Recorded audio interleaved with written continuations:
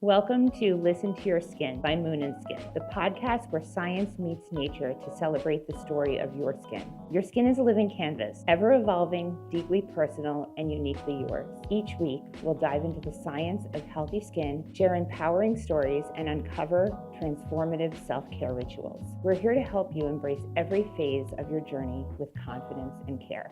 Hi, everyone. Welcome back to this week's episode of Listen to Your Skin by Moon and Skin. And I'm your host, Dr. Jen Haley. And today I have on our favorite budget biohacker and kitchen queen, Julie Gibson-Clark. You may have heard her on the last episode, which we just could go on for hours. We have so much to talk about. But today I want to dive into more of the nutrition and your longevity kitchen and all of the things that you're up to.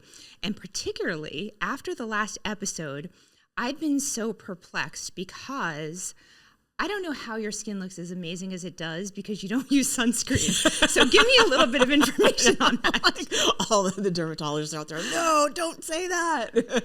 Well, you know, I've worked for 20 years as a board certified dermatologist, and I'm used to looking at patterns. And when people take their clothes off, which even though we're good friends, I haven't seen you with your clothes off yet, but you can see the well demarcated areas of the skin that's been exposed to the elements of weather, sun, UV radiation, it's radiation, and what kind of an impact it has on the skin. And I know you well. I see you without the lighting. I see you without the makeup. And I know your skin actually looks really good considering you were a swimmer in Southern California. And I have a theory about diet and that our nutrition determines how our skin responds to UV radiation. So I think that you are representing this. So tell me more about your history of the sun exposure. I know, right? Let's go over my sun. I need to solve this clue. So I was a swimmer in Texas, Houston, Texas, and both in California and Texas. And in swimming, we're in the pool 5 hours a day, 3 to 5 hours a day. And again, never use sunscreen because I think there was the days of people putting zinc oxide on their nose or things like that. But it was always like, well, my sister has the fair skin and I have the olive skin and I don't need it. I mean, I can count on two hands the number of times I've had sunburns. I just don't really burn too. So I just never really got into using it. And when I did find, they came out with all these chemical sunscreens and I started using them and they, I wasn't anti-chemicals or anything, but they would give me these little painful white milia all over my skin. So I just got into the habit of no, I can't, that's more painful than maybe just getting out of the sun before the sunburn. But, and I think, you must get used to the sun when you're in it every day. Like I said, swimming. I mean, I would get, Jen, I would have these striped bathing suits, that you would have a stripe down the side because it was your team suit, and where there were seams and where there was stripes, I would tan through my suit. I just soak up the sun and can turn quite dark, very, very dark. And so I don't know, I just never thought of using sunscreen. And I know I hear you guys all the time about using it. And I just, I lived in Dubai. I mean, I'm a beach, that's my favorite place to be is the beach. So, I mean, obviously I would wear hats and things like that. But yeah, I just never was very careful about it. So I don't know. I mean, we talk about this a little bit. I'm sure it has to do with diet. I mean, I didn't just start eating vegetables. I love vegetables since I was a baby. My mom, put veggies in the blender for me, and that was my baby food. And then in college, if I was super poor, I would eat a can of spinach and, I'd get a quart of milk. That was my weekly or whatever. I mean, I was, that was my poor man's meal. That would be the first thing I would go for. So I don't know if the greens are really healthy for you. I don't know. I just don't know. But, yeah. So. I think, I always go back to nature, right? Because, how I think nature has all the solutions for everything. And the more we are in sync with nature and the more we harmonize with nature, the better we're going to be as humans. Mm-hmm. And I think about the concept of hormesis, right? Yes. So we understand hormesis, what doesn't kill you make you stronger. So basically, if you try to move a car, you're going to break your back or pop a herniated disc or something. But if you go to the gym and lift weights, you'll get stronger. And plants do this when they're grown in challenging environments where they're not given a bunch of pesticides and other things to support them. They get stronger by producing phytonutrients. Mm-hmm. And from our last episode, which if you haven't listened, you need to listen to this episode that I spoke with Julie about, because she talked about eating a pound of vegetables every day, which I'm still working on. I'm still working on it, but I'm moving in the right direction, and that's all we can do is move in the right direction. And the plants produce these phytonutrients to actually protect themselves from UV radiation so they don't burn on the edges of like the leaves. So the leaves don't burn. So those colors that get imparted in the vegetables or in the krill that the salmon eat, in the wild Alaskan salmon, it protects them from the elements. And I think when we eat it, it protects us, and it makes building blocks in our cells, and it incorporates into our cell membranes and protects us. And I've seen this for years where somebody will get a small amount of sun and get a lot of skin cancers, and someone else will have a significant amount of sun where they look like, rotisserie chicken skin compared to like raw skin, and they're not getting skin cancers. And I think a lot of it has to do with our diet and what we're incorporating into our body. It has to be. It absolutely has to. I would even go to like the fats that we're eating too. Because that's so important for your skin. And if you're eating all those, and not to pull anyone out, but like seed oils, and when you look at like how they're made and the hexane and all of the chemicals that go into that, I just can't imagine that would be good. If your skin is going to suck that up, it's sucking up something that's probably not very healthy for you versus like grass-fed ghee or, the olive oil or something that doesn't have all the junk in it. Seems like that would help your skin function a little bit more properly. I don't know. I can tell you from my own experience, like I would, throughout time, experiment with like cleanses. Like those used to be all the rage, like in my 30s, do a cleanse. And again, I didn't want to go buy all the supplements. So I was like, I'll just go on like a veggie cleanse, and I would just like eat vegetables for like 3 days. And sure enough, within like probably by day 3, like your skin is just like, whoa, like it's just glowing, and it's like, I'm sure that I just always made up that it had something to do with all the fiber that I was eating, but I never really thought about all the plant compounds that were in there too. Because if I just took a fiber tablet every day, I would never get that kind of skin. So there's something to do with how those plants are working synergistically for sure. I think there's just so much science we don't know, right? There's so much we don't know. So I agree. I think there's so much we don't know, and we pull these things out of nature that we think are vital in a supplement, and that can benefit us as a supplement. But we also have to have a really good diet, because there's other things in these foods that we are not even aware that they're there. Well, what isn't it? You were telling me about, like, was it Polypodium? I can't ever remember the both of them. Polypodium leucotomos. It's from a fern extract. Okay.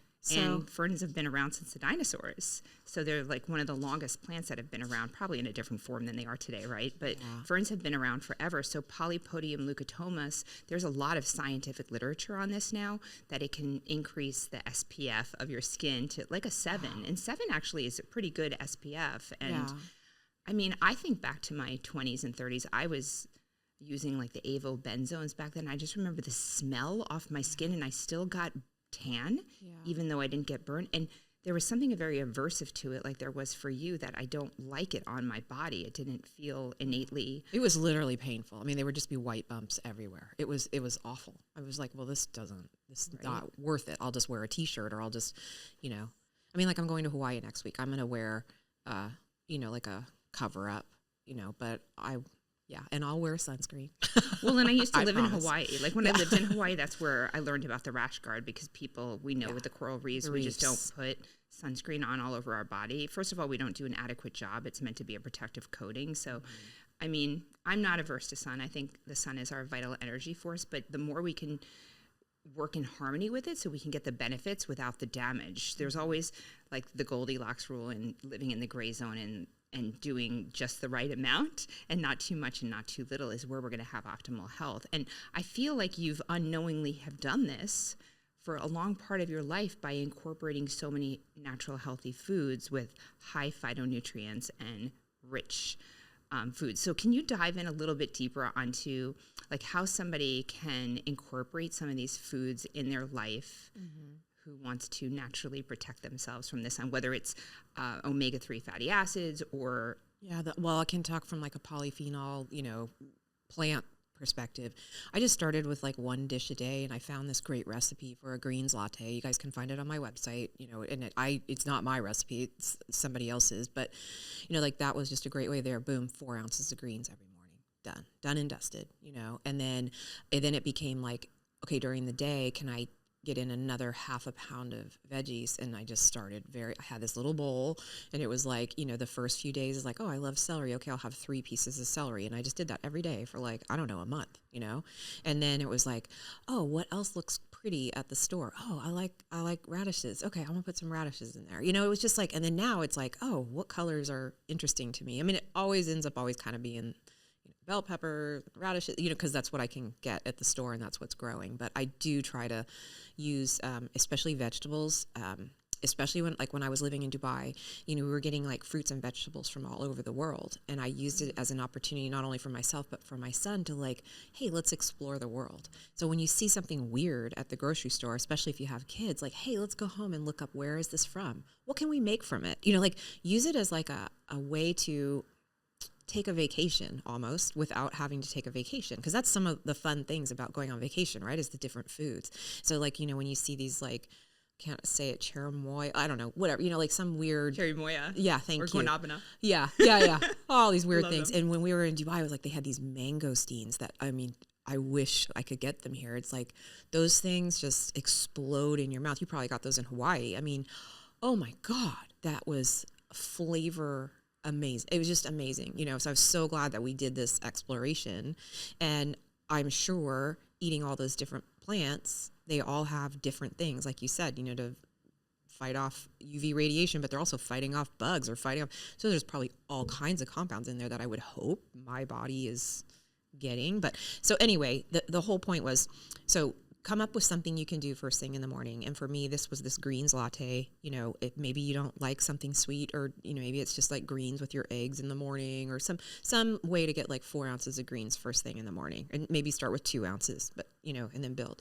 And then after that, you want to like have a like a bowl of veggies that you're going to just slowly add to every single day. And if you don't want raw vegetables, then, or maybe you're totally new to eating vegetables, then cook up a veggie soup on a Sunday.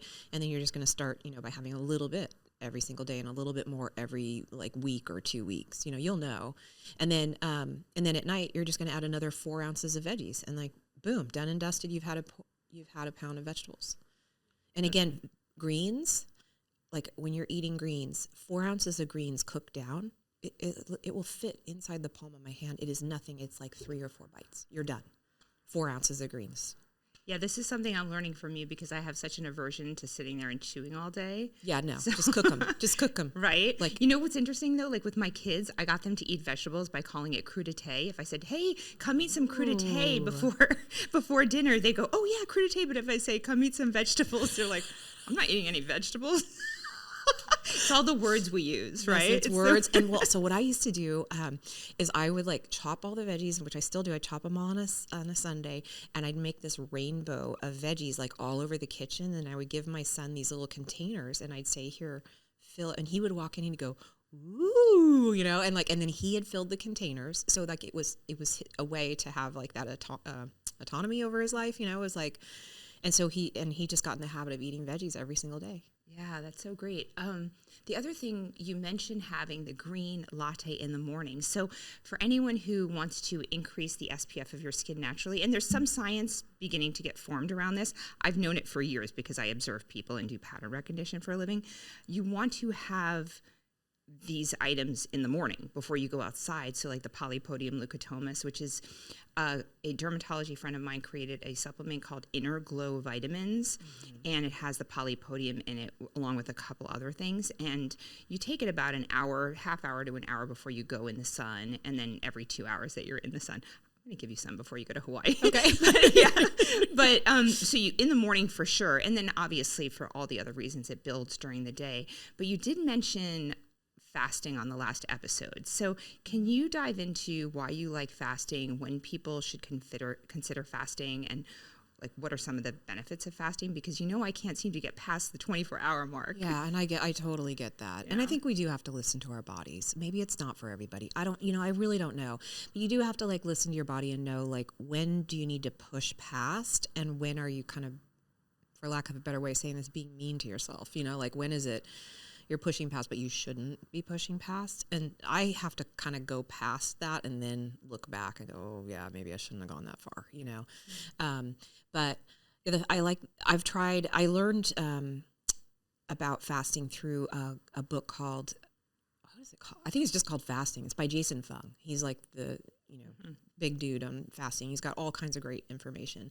And I was just looking at it from a perspective of detoxification. And before that had done all this very expensive chelation therapy, was really involved, and it was all about detoxing heavy metals because I have a like genetic disposition to sort of hold on to toxins a little bit more, and I have to always keep those detox channels open properly. It's the MTHFR gene. I don't methylize the B vitamins, and then therefore I don't detoxify. Anyway, so I was always looking for different ways to detoxify. When I heard about fasting, I was like, well, wait a minute, you mean it's free?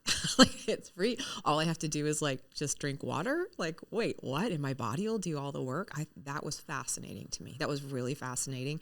And at the time, I was probably about 20 pounds heavier than I am now, so I wanted to lose a little weight. I was like, okay, I'll give it a try. And the first time I did it, I made it probably about 24 hours, and then, like, I think I waited a couple of weeks, and then I tried to go a little bit more. It took me like a few months before I could get up. I think it was probably like 6 months before I could get up to about 4 days. And by day 4, it was like, okay, I'm done. A lot of people say, no, get past day 4, go 5 days. I just was like, I knew by day 4 I was done. I knew I had gotten over the initial like shock of all of that, but there was something more going on that I knew I would be pushing it too far. So again, that's where you really have to learn how to listen to your body and know when you need to push yourself and when you need to, it's kind of like I'm all about listening to your body and what it's craving. But if it's craving ice cream and cake and cookies, I'm not doing it. I'm not going to do it. But if it's craving like raspberries and spinach, I'm having it. Right? Yeah. It's not so. We listen to our skin and we listen to our bodies. So they're giving us clues as to what's going on. And I like the word that you used where you said being mean to yourself, because I think sometimes, especially as women, we tend to be really hard on ourselves over physical things and food behaviors. I feel like women in particular have like a lot of, we use food as a form of control because we don't have necessarily physical power. And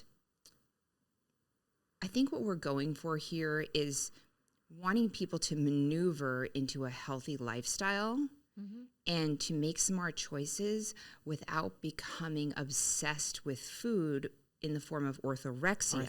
I've been there. Yeah, I think a lot of us have, because it's easy to jump over the goalpost and go a little too far. So it's not even too far. Like, here's how orthorexia felt to me. So you learn about like, what is it? Explain what orthorexia is. Oh gosh. I don't know if I can say a scientific explanation, but I feel like it's just too rigidly sticking to different diet guidelines to the detriment of your own health. Yeah. Like, so, I mean, I suppose anorexia is like, I guess is, one form of, I suppose, orthorexia. Maybe not, but it's like, so the way I experienced it was,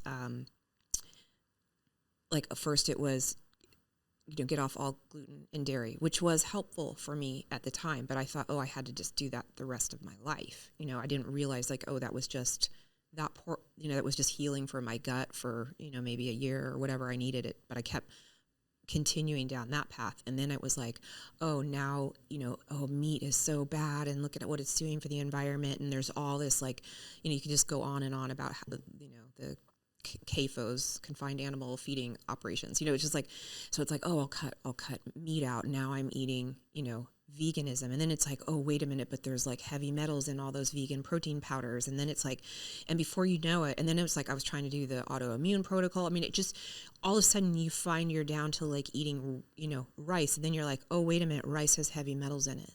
Like, it's like you're not willing to make any trade-offs. That's almost what orthorexia is. It's like, because everything you eat is a trade-off, right? It's like I could eat something that's a healthy fat, but it is a fat and it is full of calories. Well, like there's a trade-off. Like I can eat, healthy beef protein comes from healthy animals, but I have to kill the animal.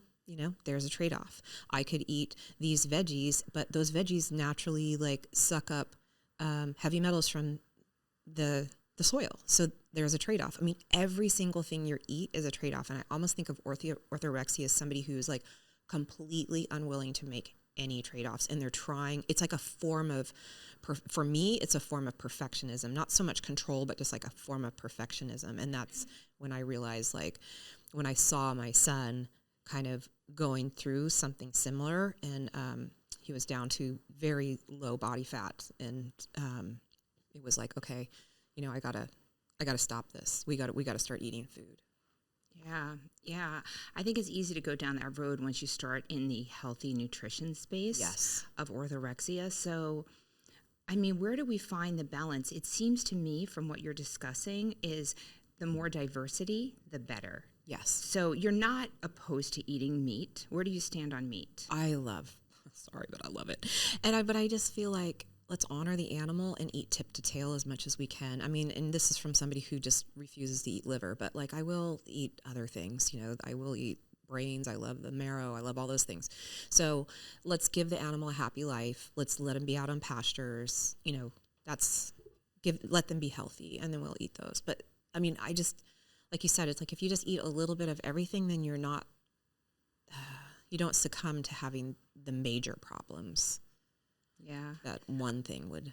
I used to joke that I would move every couple of years, so I would outdo the toxins in one environment and go to another place. And the same, holds true with what you're saying about food. So if we have a diverse array of foods and don't hyper obsess over one thing, that's where we're going to be our healthiest. Yeah. I mean, that said, like, it's not an excuse to be like, oh, I can go eat at McDonald's. Do you know what I mean? Like, we're talking real food. We're talking real food. We're talking real food, not like, oh, it's okay and everything in moderation, because actually, like, a lot of those foods, they're hyper palatabilized, and there's like all kinds of, there's some seriously bad stuff in them that you can't really say everything in moderation anymore. But like when you're talking about real food, even if it's a real chocolate cake that you made, I'd say, yeah, go for it. Right. Because not the whole thing, but just in the whole year, one day of eating cake isn't going to be a big deal. 100%. Yeah, but we're looking at nutritionally dense foods. Yeah. What is the most nutritionally dense that's going to send good messages to my cells to turn on the good genes, off the bad genes, and not being hyper obsessed with it to the point of even like lacking in community and not wanting to meet your friends out because they don't have the food there. Like, that's a big deal. So, I know there's a lot still to be determined and learned about food and how we can use food in our lives to be more of a community and to give more nutrition to our loved ones, our family, our sons, our loves, our friends. And you have started a YouTube channel that's become quite popular. So where can people go to find this channel and learn more from you? Yeah, on YouTube, it's at Julie Gibson-Clark. Okay. Yeah. Longevity Kitchen, right? Well, I call it Longevity Kitchen, but if you're looking for it, it's at Julie Gibson-Clark, youtube.com, at Julie Gibson-Clark. And then same thing, I'm on Instagram as well. Thank you, Julie. Yeah. Thank you so much. We'll have that in the show notes as well. Thank you. Thank you. Thank you for joining us on Listen to Your Skin by Moon & Skin. It's an honor to be part of your skincare journey. And if you love this episode, make sure to subscribe, leave us a glowing review, and share it with someone who's passionate about their skincare journey. And please connect with us on social to ask your questions, which will drive future educational episodes.